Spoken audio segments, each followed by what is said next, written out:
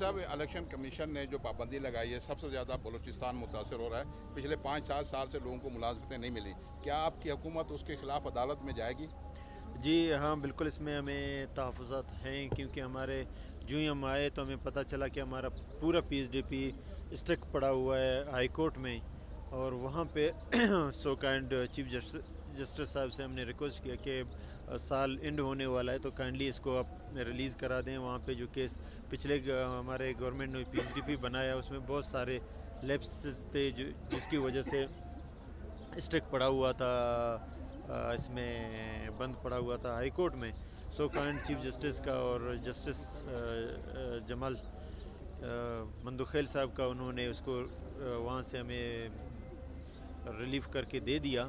बहरहाल फिर जब उधर से मिल गया 4-5 दिन पहले अभी पता चला कि इलेक्शन कमीशन ने बैन लगा दिया। लेकिन ये बहुत मुश्किल फ़ैसला होगा बलूचिस्तान के लिए। हम इसकी रिवीजन में जाएंगे, हम कहेंगे कि दोबारा इसकी नज़रसानी करें, क्योंकि हमारा बजट अभी तक अभी हम जाके टेंडर प्रोसेसिंग में आ रहे हैं और अभी जाके चीज़ें ग्राउंड पे लगना शुरू हो गया। अगर अभी इसको अगर बंद कर दें तो हमारे तकरीबन 70% बजट लैप्स होने का ख़दशा है। और आप आए दिन देख रहे हैं कि मुख्तलिफ़ डिपार्टमेंटों को जो हम आए तो जो मसले थे हमने उनको रिज़ॉल्व करके पोस्ट जितने थे हमने अभी अनाउंस शुरू किया था, अखबारों में आना शुरू हो गया था।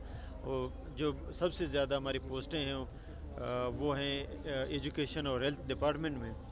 वो मेरे ख्याल में आजकल में उनका तकरीबन 10 से 15 हज़ार करीब पोस्टें थे।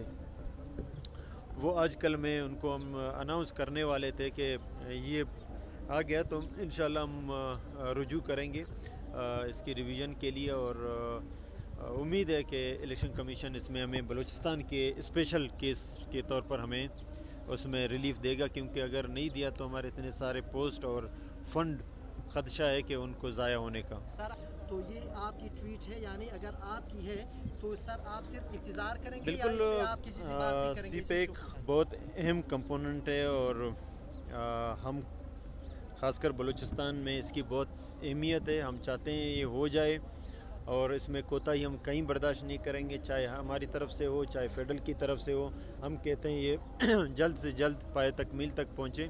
तहफ़्फ़ुज़ात हैं सीपेक में, जिस तरह बलूचिस्तान को हिस्सा मिलना चाहिए था उस तरह नहीं मिला है। या मैं अभी भी इस्लामाबाद में कह रहा था, हमारा कोयटा कराची रोड है, या यहाँ से जोब और लोलाई आगे पंजाब को कनेक्ट करने वाला हमारे पास ड्यूल कैरेज रोड भी नहीं है। आए दिन एक्सीडेंट होते रहते हैं और हमारी कीमती जाने जाते हैं। ये मोटरवे और हाईवे हमारे सब्जेक्ट नहीं है, फेडरल सब्जेक्ट हैं। अगर वहाँ पे मोटरवे बनाते हैं बड़ी अच्छी बात है, बनाएं।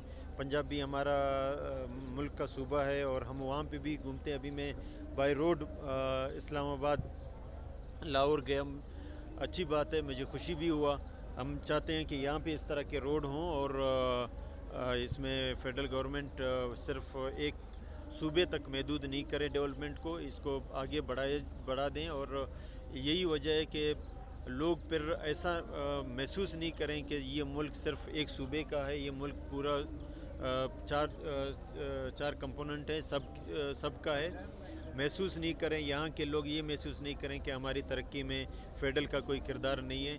और यहाँ पे गलतियाँ कोई और करते हैं, गालियाँ पंजाब के लोग कहते हैं बलूचिस्तान के अवाम की तरफ से कि भाई वो हमारा हक का रहे हैं। वो बिल्कुल हमारा हक नहीं कर रहे हैं। गलतियाँ हमारे लीडरशिप करते हैं और अपनी वोट बैंक को बचाने के लिए करते हैं और सिर्फ पंजाब तक डेवलपमेंट को महदूद कर रहे हैं। तो ये अच्छी साइन नहीं है और हम चाहते हैं कि चारों सूबों को डेवलप किया जाए और चारों सूबों की अवाम की एक आवाज़ हो पाकिस्तान।